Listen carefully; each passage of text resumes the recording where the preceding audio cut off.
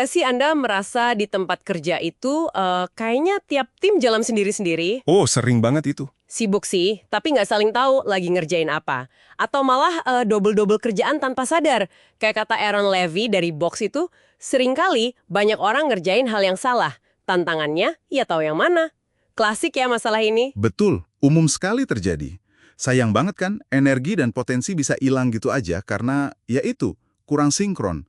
Kayak nggak satu arah dayungnya. Nah, makanya dalam penelusuran kita kali ini, kita mau fokus ke kekuatan super kedua dari sistem OKR, Objectives and Key Results, yaitu kemampuannya untuk menyelaraskan dan menghubungkan tim, biar kerjasamanya makin kuat. Iya, betul. Sumber kita kali ini bab 7 dari bukunya John Doerr, Measure What Matters. Kita coba gali nih, gimana transparansi OKR bisa jadi kunci buat membuka kolaborasi yang lebih solid. Oke. Yuk, kita lihat bareng gimana keterbukaan tujuan ini bisa bantu Anda mendobrak sekat-sekat penghalang itu.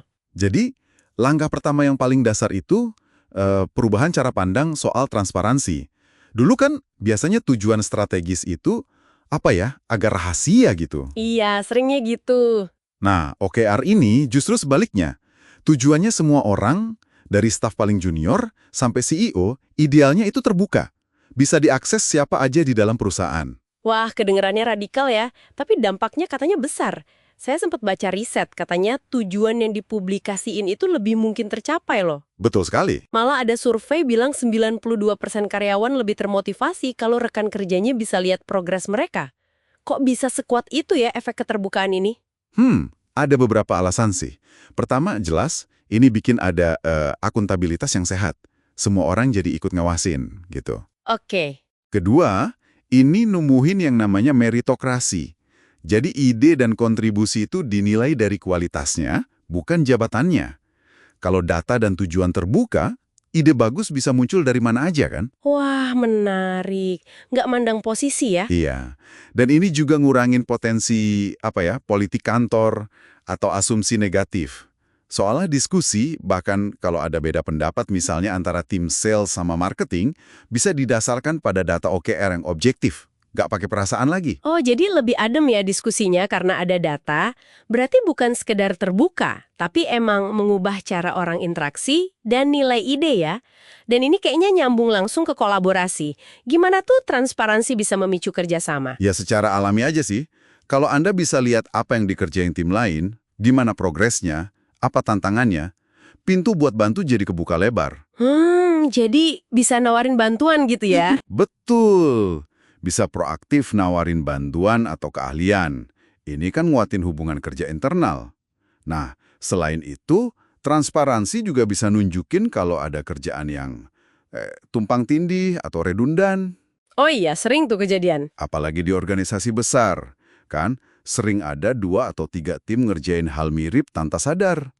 OKR yang terbuka bikin duplikasi ini kelihatan jelas.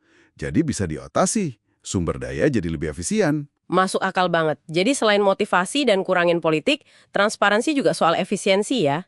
Ini bawa kita ke inti kekuatan super kedua ini nih, penyelarasan atau alignment. Sepenting apa sih sebenarnya ini? Wah, krusial banget. Penyelarasan itu memastikan semua dayung tadi ngarah ke tujuan besar yang sama.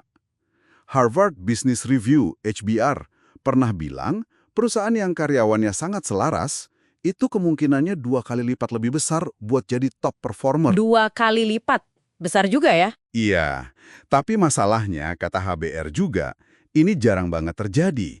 Cuma sekitar 7% karyawan yang benar-benar paham strategi perusahaan dan peran mereka di dalamnya. Kecil banget kan? Hah? Cuma 7%? Itu, wah, angka yang bikin kaget sih. Terus gimana OKR melakukan penyelarasan ini?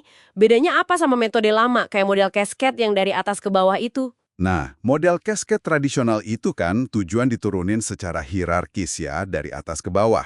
Emang sih, dia mastiin keselarasan vertikal. Iya, nurut perintah gitu ya? Betul. Tapi lemahnya, dia cenderung kaku. Lambat kalau mau adaptasi sama perubahan. Terus, seringkali masukan penting dari lini depan itu nggak kedengeran. Koneksi antar departemen secara horizontal juga biasanya lemah. Jadi kayak instruksi satu arah aja ya? Ya, bisa dibilang gitu. Nah, OKR ini lebih fleksibel, lebih multi-arah. Sekitar separuh OKR itu didorong muncul dari bawah ke atas atau dari samping antar tim. Tentunya setelah diskusi dan sepakat sama manajer ya. Oh, jadi ada negosiasi. Ada, ini bukan sekedar nerima perintah. Ada proses diskusi, negosiasi. Pendekatan ini kayak filosofinya Steve Jobs lah. Kita rekrut orang pintar biar mereka kasih tahu kita apa yang harus dilakukan.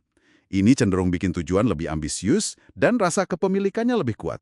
Jadi keinget contoh dari Google tuh yang diceritain Laszlo Bock, gimana tim desainer handset bisa proaktif nyamperin tim software cuma karena ngeliat OKR mereka yang nyambung. Itu nggak bakal kejadian kan kalau tujuannya ditutup-tutupin? Tepat sekali.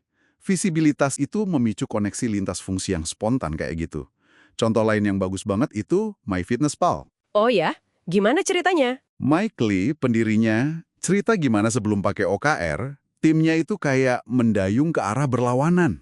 Beda-beda fokusnya. Nah, setelah diakuisisi Under Armour terus nerapin OKR, mereka baru berhasil nyatuin fokus berbagai tim aplikasi mereka. Gimana persisnya OKR ngebantu mereka waktu itu? OKR itu maksa mereka buat duduk bareng, sepakat soal prioritas kunci. Misalnya, waktu itu fokus ke pengembangan fitur premium. Nah, proses ini juga ngebuka mata mereka soal ketergantungan antar tim yang tadinya nggak kelihatan jelas. Contohnya? Misalnya, mereka baru sadar ada duplikasi usaha dalam pengembangan fitur peta. Ada beberapa tim ngerjain hal yang mirip. Dengan OKR bersama dan check-in rutin, akhirnya masalah itu bisa diatasi. Kerja jadi lebih sinkron.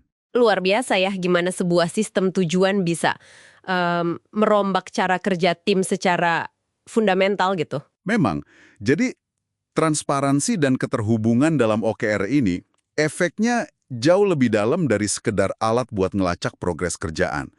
Ini mekanisme buat dorong penyelarasan, baik vertikal maupun horizontal, dan memicu kolaborasi yang lebih organik, lebih efektif. Oke, jadi intinya jelas banget ya. Nah, sebagai penutup nih, kami ingin ninggalin sebuah pemikiran buat Anda semua yang mendengarkan. Coba deh bayangkan sejenak di lingkungan kerja Anda sendiri. Ya, coba renungkan. Kalau misalnya besok pagi, semua tujuan, baik individu maupun tim, tiba-tiba dibuat transparan sepenuhnya. Kira-kira koneksi tak terduga apa yang bakal muncul? Atau mungkin tantangan tersembunyi, bahkan potensi konflik apa saja yang bakal kelihatan ke permukaan? Dan yang lebih penting lagi, peluang kolaborasi baru apa yang bisa lahir dari keterbukaan yang mungkin terasa radikal itu? Sesuatu untuk Anda pikirkan lebih lanjut ya.